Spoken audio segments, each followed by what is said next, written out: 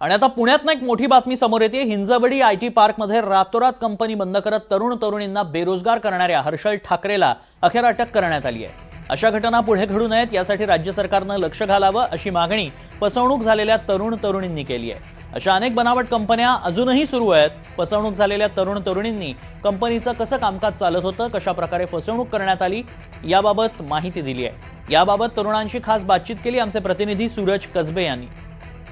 हिंजवडीमधील think India private limited company एका रात्रीत बंद झाली आणि 700 पेक्षा अधिक तरुणांच्या नोकरीवरती गदा आली। नक्की काय घडलंय? कंपनीच्या संचालकाला आता हिंजवडी पोलिसांनी ताब्यात घेतलंय, मात्र नक्की प्रकरण काय आहे, कशा प्रकारे ही फसवणूक करण्यात आली, माझ्यासोबत या कंपनीमध्ये काम करणारे काही तरुण आहेत, त्यांच्याकडूनच जाणून घ्या। दादा, कंपनीमध्ये तुम्ही कधीपासून कामाला होतात आणि कशा प्रकारे ही कंपनी तुमच्याकडून काम करून घ्यायची? सर बेसिकली मी जानेवारीपासून म्हणजे आत्ताच्या जानेवारीपासून मी तिथे काम करतोय। माझं डिसेंबरमध्ये ऑफर लेटर आलेलं।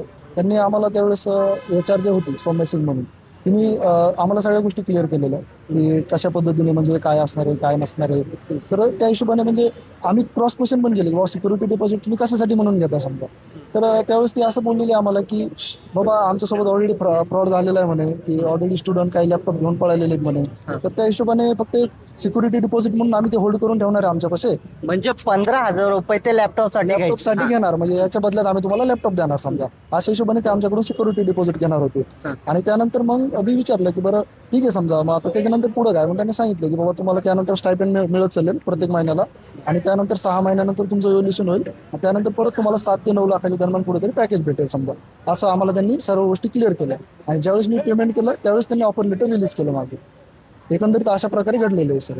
आणि कॉलेजमध्ये आल्यामुळे कसं आहे की ट्रस्ट बिल झालेला होता, भरपूर सारे स्टुडंट होते, एका बॅचमध्ये जवळपास 70 स्टुडंट होते, त्यामुळे एक बाबा ट्रस्ट होता की चला काही प्रॉब्लेम नाही, करूया, कॉलेजमध्ये आलेली आहे, प्लेसमेंट हेड पण होते, सगळ्या गोष्टी समजा। असं आपण एखाद्या ठिकाणी नोकरीसाठी लागतो, नोकरीसाठी लागायचं म्हटलं की ते जे त्यांचे एम्प्लॉय असतात त्या एम्प्लॉयना विविध सेवा पुरवत असतात। इन्शुरन्स असेल त्यांचा, PF असेल किंवा अन्य सेवा असतील, सिटीज वगैरे कितीच त्यांनी सांगितलं होता किती रुपयांचे ते पॅकेज देणार होते आणि तुमच्याकडून किती रुपये घेतले?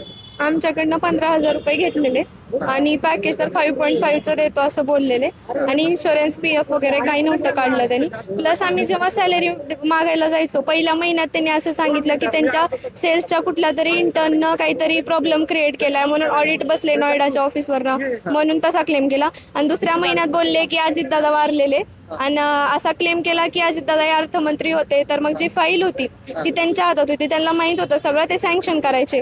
मग आता ते नाही आहेत, ते वारले, मग ते नाही होणार, ते देवेंद्र फडणवीसकडे गेला असं तसं बोलले।